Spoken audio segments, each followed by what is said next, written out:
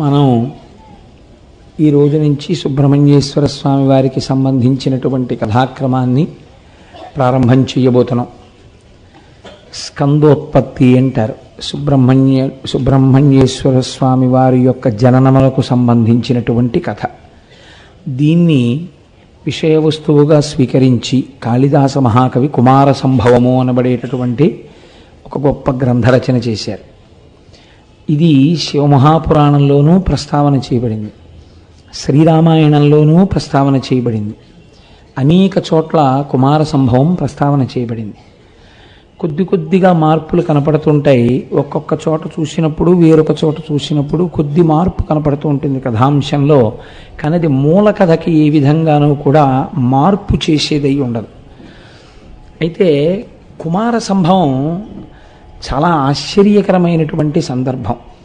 అనేకమైనటువంటి శ్లోకాలు ఉన్నప్పటికీ, తెలుగు చేయబడిన పద్యాలు ఉన్నప్పటికీ, సాధారణంగా వంశాభివృద్ధి కొరకు గర్భిణీ అయినటువంటి స్త్రీ వినడానికి యోగ్యమైనదిగా రామాయణంలో బాలకాండాంతర్గతంగా చెప్పబడినటువంటి స్కందోత్పత్తికే ఎక్కువ ప్రాధాన్యతనిస్తారు పెద్దలు. మీరు చూడండి, అనేక మంది దేవతల యొక్క జననమునకు సంబంధించినటువంటి కథలున్నాయి. ఈశ్వరుడు యొక్క అవతారములు సంభవించినటువంటి కథలున్నాయి. రామచంద్రమూర్తి జన్మించినటువంటి కథ ఉన్నది. కృష్ణ పరమాత్మ యొక్క జననమునకు సంబంధించిన కథ ఉన్నది. వామనమూర్తి యొక్క జననమునకు సంబంధించినటువంటి కథ ఉన్నది. రుద్రుడు, పరమశివుడే రుద్రుడుగా ఆవిర్భవించినటువంటి కథ ఉన్నది. వేటికి లేనటువంటి ప్రాశస్త్యము కుమార సంభవమునకున్నది స్కందోత్పత్తికి. సుబ్రహ్మణ్యేశ్వర స్వామి వారి జననమును జాగ్రత్తగా మీరు పరిశీలనము చేసినట్లయితే అనేక రహస్యములు అందులోంచి మీకు తారసిల్లుతాయి. సుబ్రహ్మణ్యేశ్వర స్వామి వారి యొక్క అష్టోత్తర నామాల్ని పూజలో అనుసంధానం చేసి ఉండవచ్చు. అందులో ఒక ప్రధానమైన నామము కనపడుతుంది మీకు. వంశవృద్ధికారకాయ నమః అని ఒక నామం ఆయనకి. సాధారణంగా ఎవరికైనా సంతానము కలగకపోతే ఆ ప్రతిబంధకమునకు కారణము సుబ్రహ్మణ్యుని యొక్క అనుగ్రహము లేకపోవుటయే అని మనం జంటనాగులు పట్టుకెళ్ళి దేవాలయాల్లో ఇవ్వడమని, రావి చెట్టు వేప చెట్టు కలిసి ఉన్న చోట ప్రదక్షిణాలు చేయడమని, సుబ్రహ్మణ్యేశ్వర స్వామి వారికి చాలా ఆరాధనాభావంతో పూజ చేయడమని, ఇలాంటివి సంతానము కలగనటువంటి వారందరికీ కూడా మనం ఆరాధించవలసిన విధానాలుగా ఉపదేశాలు చేస్తూ ఉంటారు. సుబ్రహ్మణ్యుడు చాలా విచిత్రమైనటువంటి స్వరూపం. అది కర్మయందు ఆయనే అగ్నిస్వరూపంగా, జ్ఞానమునందు ఆయనే సుబ్రహ్మణ్యుడిగా, సంతానకారకుడు ఆయనే, కుజగ్రహాన్ని నియంత్రించగలిగినటువంటి స్వరూపంగా ఆయనే. స్కందోత్పత్తిని తెలిసి కానీ తెలియక కానీ వింటే ఏమవుతుంది అంటే శాస్త్రం అంది వాళ్ళ వంశము నిలబడుతుంది అని. ఇది మనుష్య జన్మనెత్తినటువంటి వాడికి చాలా ప్రధానమైనటువంటి ప్రయోజనం. పితృరుణం తీరడానికి వంశం నిలబడాలి కదండి. ఈ వంశం నిలబడడం అనేటటువంటి దానికి సుబ్రహ్మణ్యేశ్వర స్వామి వారి అనుగ్రహం శతధా అవసరం.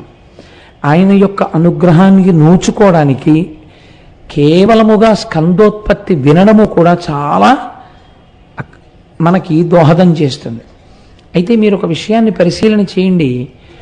గణేశోత్పత్తిని గురించి నేను ఒక మాట మాట్లాడుతూ, ఇది పైకి చూడ్డానికి కొద్దిగా కథ ఇదేమిటి ఇలా ఉంది అని అనిపించేటట్టుగా ఉంటుంది అంటూ అందులో ఆంతర్యమును మీకు విజ్ఞాపన చేశాను. అప్పుడు దాని యందు మీకు చాలా ధర్మనిరతి, మనకి ఒక కొత్త తత్వాన్ని బోధ చేసేటటువంటి విషయము అవగోచరమవుతాయి. కుమార సంభవం దాదాపుగా మీరు ఒక 2-3 తరాల ముందుకు వెళ్ళి వినడం ప్రారంభం చేస్తే తప్ప, 2-3 తరాల కంటే నా ఉద్దేశం మన తాతగారు ముత్తాతగారితో వినాలని కాదు, కుమార సంభవమునకు కారణమైన దాన్ని మీరు వెనక్కి వెళ్ళి ప్రారంభం చెయ్యాలి.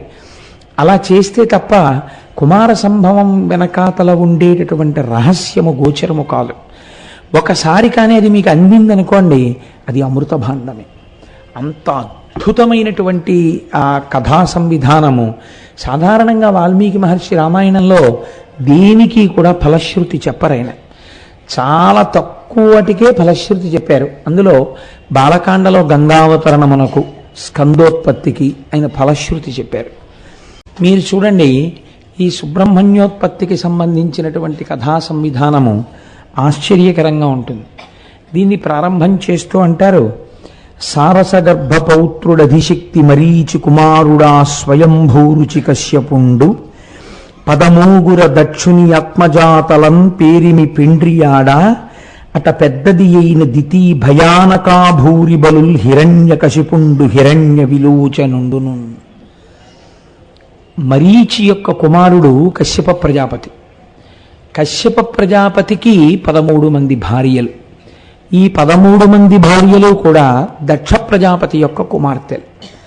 దక్ష ప్రజాపతి యొక్క కుమార్తెలైన 13 కశ్యపుడు వివాహం చేసుకున్నాడు. ఇక్కడ మీరు ఒక పెద్ద ధర్మ సూక్ష్మాన్ని పసిగట్టవలసి ఉంటుంది. ఎందుకంటే కుమార సంభవం అంతా ధర్మ సూక్ష్మములతో కూడుకున్నది. మనం తెలుసుకోవలసినటువంటి అనేకానేకమైన రహస్యములతో కూడుకున్నది అయి ఉంటుంది. ఇప్పుడు సాధారణంగా మిగిలిన భార్యల పేర్లు వినత, కదురువ మొదలైన వారు ఉన్నారనుకోండి. దితి, అదితి వీళ్ళిద్దరికీ ఉన్నంత ప్రాశస్త్యం పౌరాణిక వాంగ్మయంలో కశ్యప ప్రజాపతి భార్యలుగా మిగిలిన వారికి అంత ప్రాధాన్యత మనకి కనపడదు.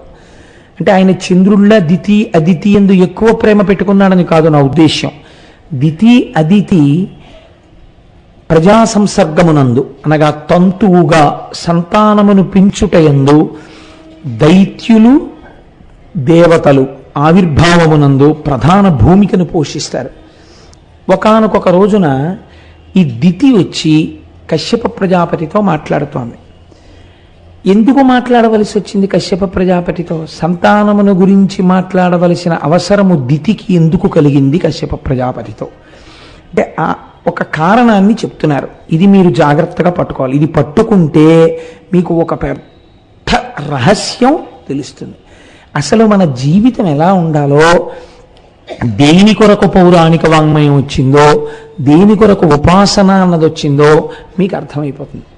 చూడండి, తనయులై జనించి ధాత్రియం దెల్లడా దుఃఖకరులుగా దొడరనప్పుడు హరి నృసింహ సూకరారాకముల వారి పట్టె చంపి విభుద పంక్తులలరా. ఈ దితికి కశ్యప ప్రజాపతి వలన హిరణ్యాక్షుడు హిరణ్యకశిపుడు అనబడేటటువంటి 2 రాక్షసులు జన్మించారు. ఇక్కడ మళ్ళీ ఒక చిత్రమైనటువంటి ప్రయోగం ఉంది. ఎందుకంటే మనం సాధారణంగా ఏం చేస్తుంటామంటే రాక్షసులు అన్న శబ్దాన్ని అసురులు అన్న శబ్దానికి ప్రత్యామ్నాయంగా వాడుతుంటాం. కానీ అలా వాడడానికి వీల్లేదు యథార్థానికి. అసురులు, దైత్యులు, రాక్షసులు ఇవన్నీ ఒక్క మాట కిందే మాట్లాడతాం. కానీ కాదు, రాక్షసులు అంటే వాళ్ళందరూ కూడా పులస్త్య ప్రజాపతి యొక్క సంతానం. వాళ్ళు భూమి మీద ఉంటారు రాక్షసులైతే. అసురులు అన్న దైత్యులన్నా వాళ్ళు దితి యొక్క సంతానం కశ్యప ప్రజాపతి తేజస్సు వల్ల.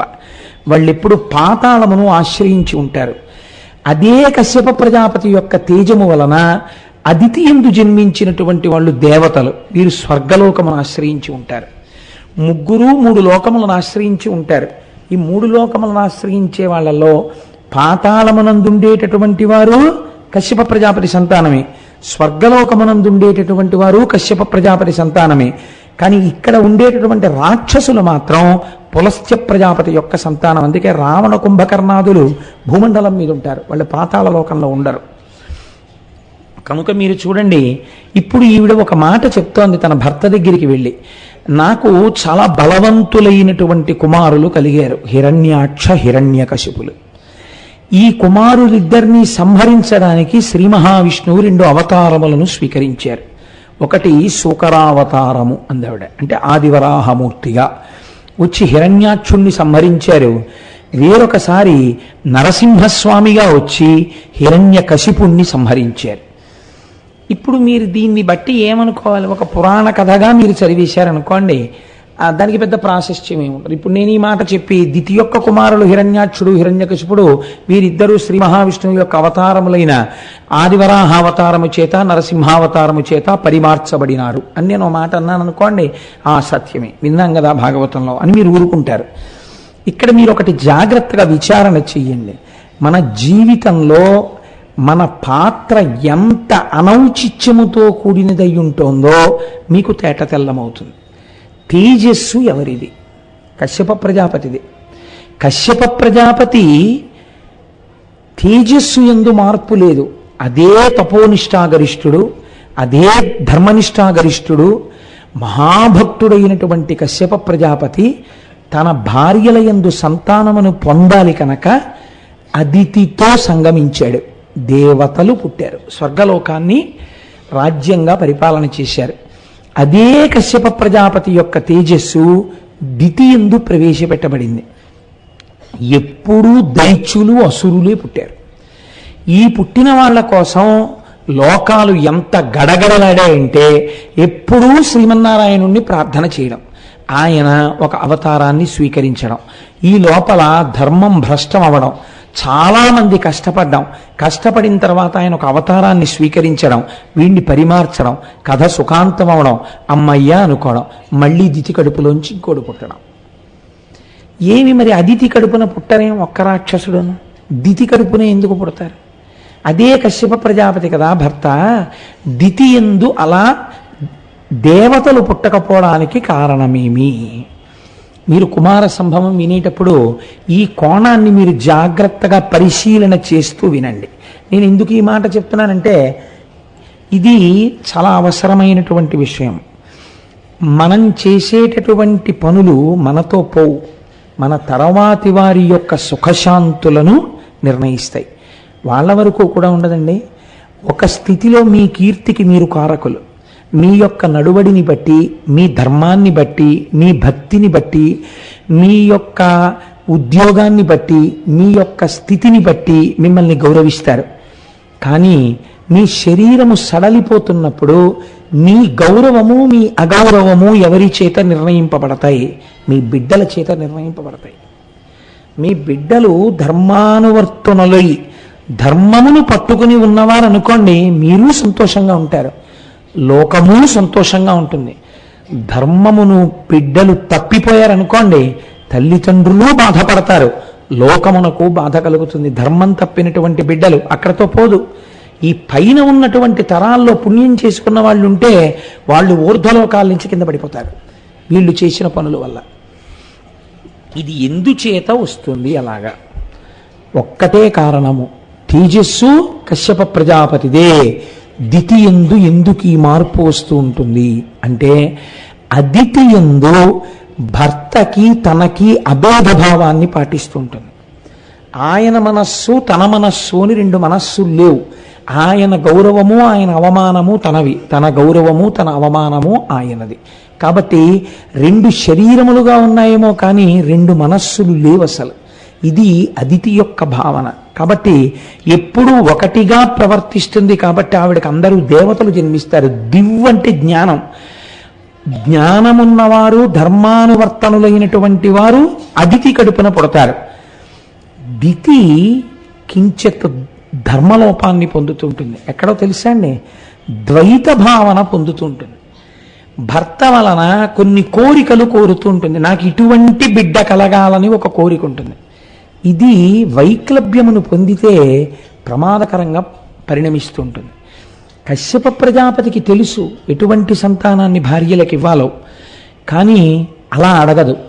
ఆవిడ ఎప్పుడూ కూడా దేహబలాన్ని కోరుతుంది. నన్ను మీరు క్షమిస్తే నేను మీకు ఒక మాట చెప్తాను. పూర్వకాలంలో పిండోత్పత్తి యందు, శిశోత్పత్తి యందు కేవలము శరీర బలము చూడడము ఒక్కటే ఈ జాతికి తెలియదు.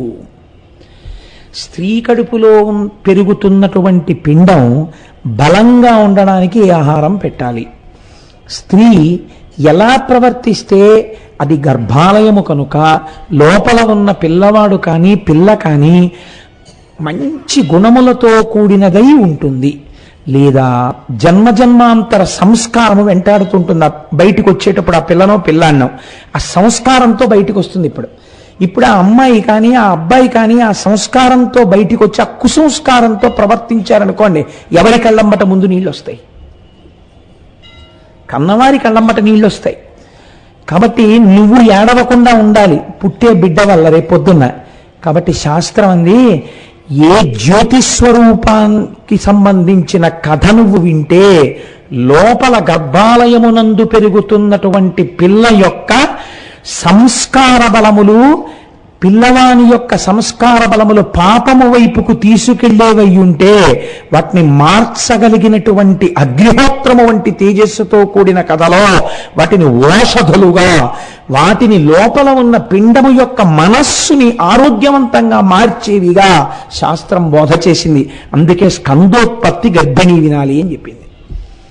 2, భాగవతంలో దశమస్కందం తప్పకుండా వినాలి అని చెప్పింది. కారణం ఏమిటి? ఈ రెండిటిని వినడం చేత గర్భిణి యొక్క మనస్సు ఉల్లాసమును పొందుతుంది, సంతోషాన్ని పొందుతుంది. పైగా శబ్ద ప్రమాణముల చేత ఆ శ్లోకములలో ఉండేటటువంటి వైభవము, వాటి ప్రకాశము చెవుల గుండా వింటున్నప్పుడు లోపల ఉన్నటువంటి జీవుని యొక్క సంస్కారములను మారుస్తాయి. వాళ్ళు పాప ప్రవృత్తితో లోకమునందు ప్రవర్తించకుండా శాసించగలుగుతాయి. అందుకే పూర్వం వివాహం అవగానే మీరు చూడండి, ఋషి తన భార్యతో కలిసి ఈశ్వరారాధనం చేస్తాడు కొన్నాళ్ళు. ఈశ్వరారాధనం చేసిన తరువాత అడుగుతాడు, నీకేం కావాలి అని అడుగుతాడు భార్యని.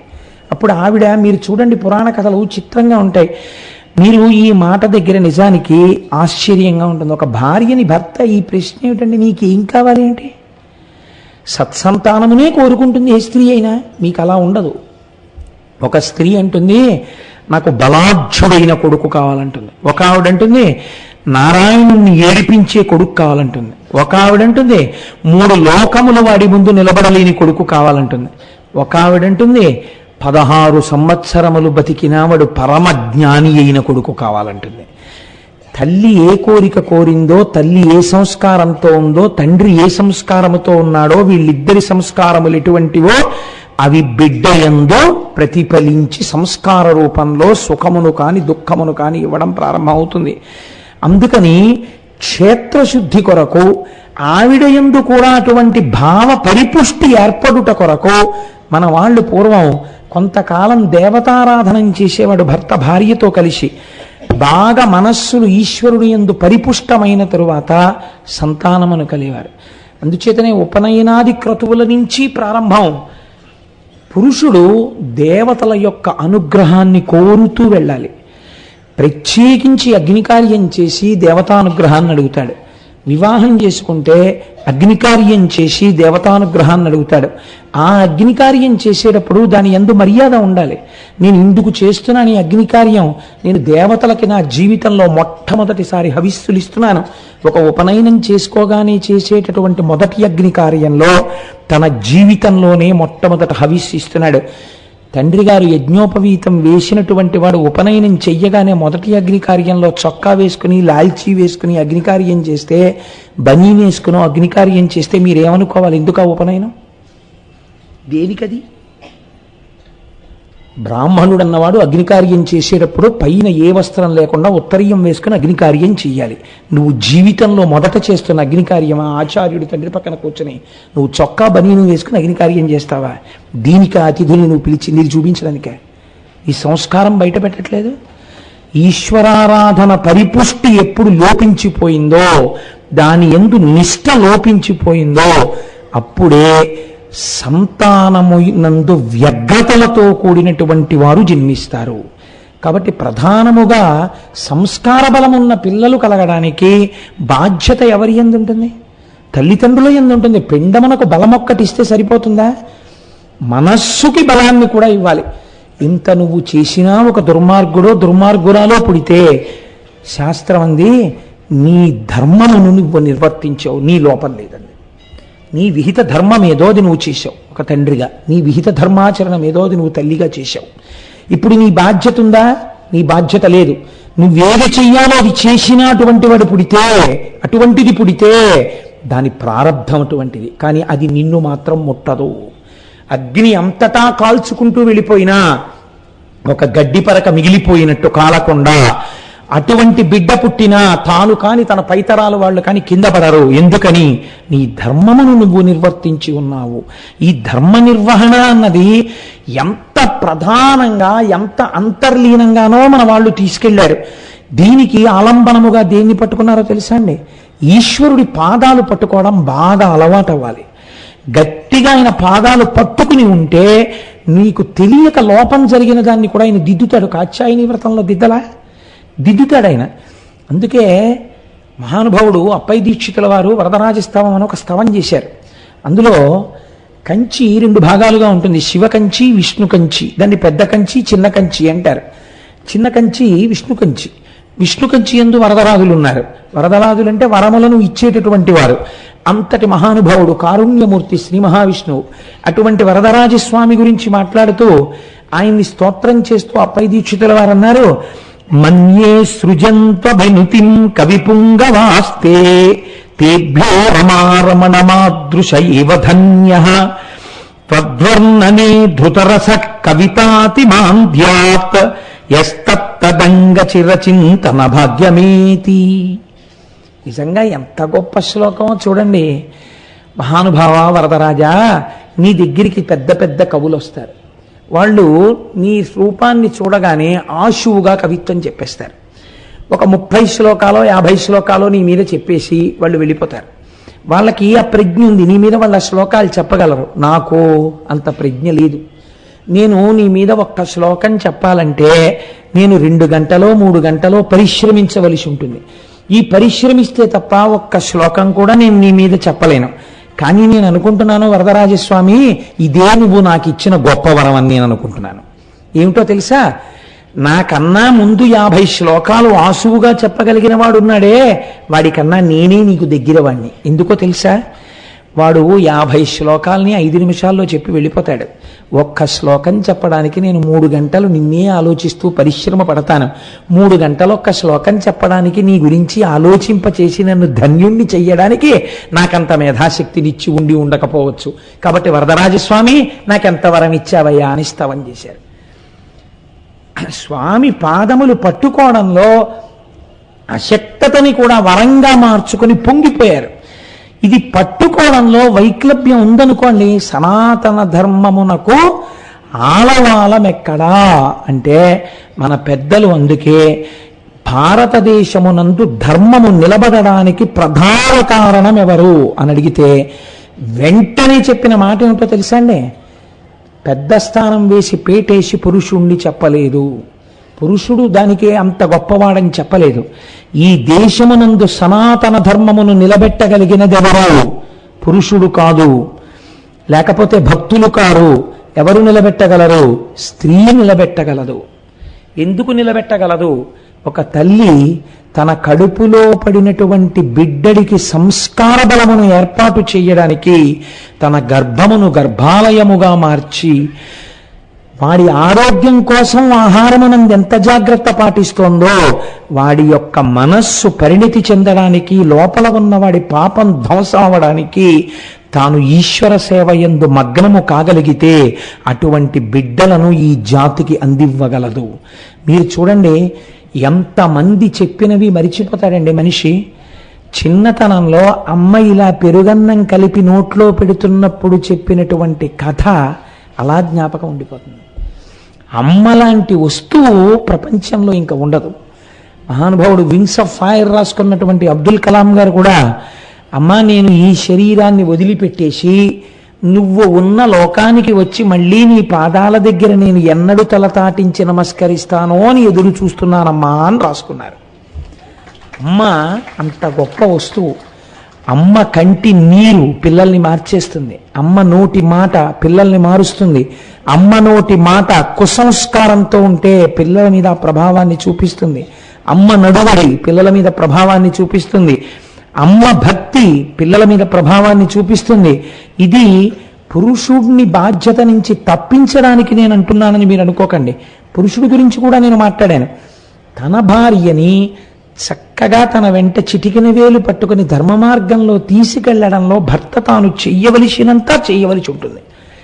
ఇది అందుకే మన వాళ్ళు సంతానమును పొందడము యందు అంత జాగరూకులై ప్రవర్తించారు. అందుకే సనాతన ధర్మమునందు కామము భోగము కాదు, కామము ధర్మము చేత ముడివేయబడి ఉంటుంది, అర్థము ధర్మము చేత ముడివేయబడి ఉంటుంది.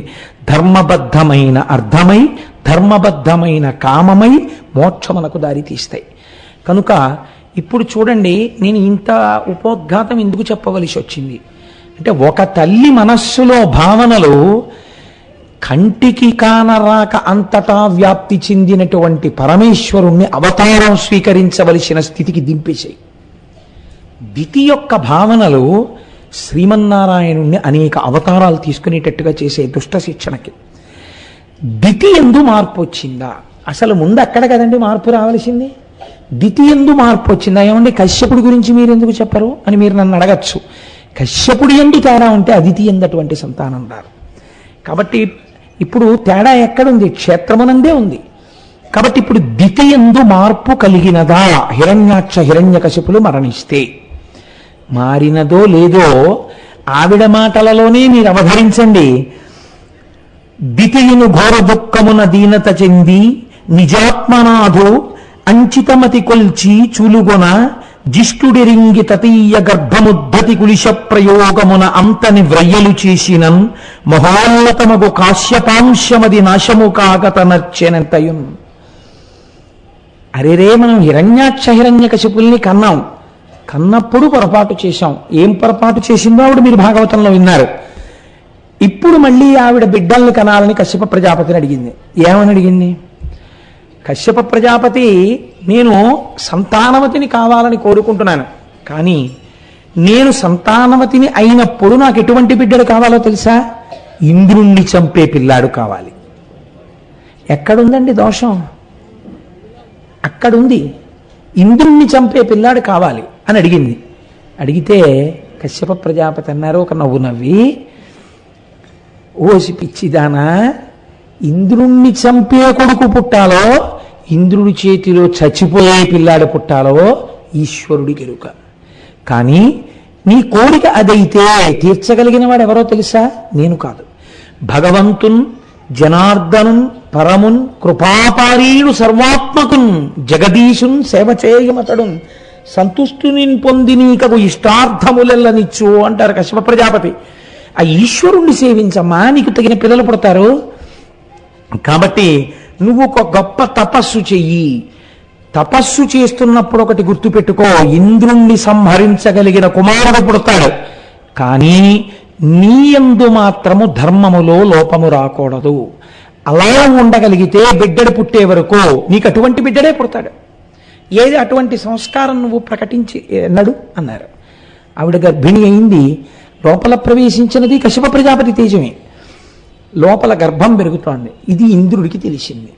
ఇప్పుడు ఇంద్రుడే ఆవిడ దగ్గరికి వచ్చాడు. ఎందుకని కొడుకే అవుతాడు కదండి, మరి అదితి కొడుకు దితికి కొడుకే కదా.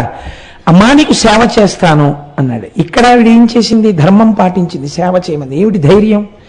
నేను ఈ ధర్మానికి లోపం చేస్తే కదా వీడేమైనా చేయగలడు. వీడే నా బిడ్డల చేతిలో చచ్చిపోతాడు. ఒకానొకనాడు మిట్ట మధ్యాహ్నం వేళ కూర్చుని ఉండగా తల విరబోసుకుని ఉంది. కునుకొచ్చి మోకాళ్ళ మీదకి తల వాలిపోయింది. జుట్టొచ్చి పాదాల మీద తగిలింది. స్త్రీకి అలా తగలకూడదు. ధర్మశాస్త్రం వింటే మీరు ఆశ్చర్యపోతారు.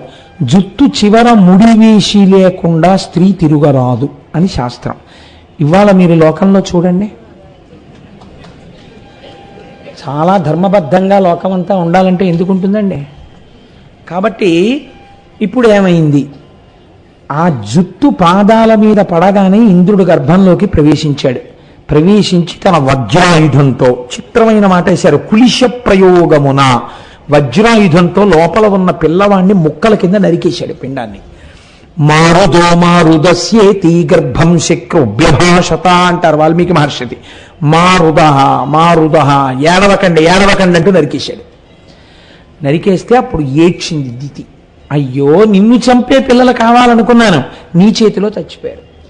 కనీసం నీ చేత నరకబడ్డారు కనుక నువ్వు వాళ్ళకి నీ దగ్గర పదవులు ఇయ్యి అని అడిగింది. అప్పుడు మారుదహ ఏడవకండి అని కడుపులో ఇంద్రుడి చేత చెప్పబడ్డారు కనుక వాళ్ళని మరుత్తులు అన్న పదవులు పొందారు. వాళ్ళు మరుత్తులన్న పదవులతో స్వర్గలోకంలో వాళ్ళ పదవులను అధిష్ఠించారు. కాబట్టి ఇప్పుడు ఏమైంది? మళ్ళీ భంగపాటే నడువడియంది. ఇలా కొన్నాళ్ళు అయిపోయింది. అయిపోయిన తరువాత ఆవిడికి మరొక చిత్రమైనటువంటి కోరింది.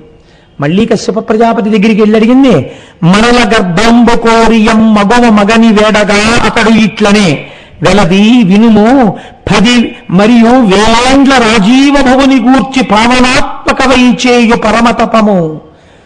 మళ్ళీ ఇప్పుడేం అడుగుతున్నావు? దేవతలందరినీ గెలవగలిగినటువంటి కుమారుడు కావాలని చెప్పి కదా అడుగుతున్నావు. అటువంటి కొడుకు కావాలంటే 10,000 సంవత్సరములు నియమంతో చతుర్ముఖ బ్రహ్మగారి గురించి తపస్సు చేస్తావా? చెయ్యి. తపస్సు చేస్తే అలాంటి కొడుకు పుడతాడు నీకు.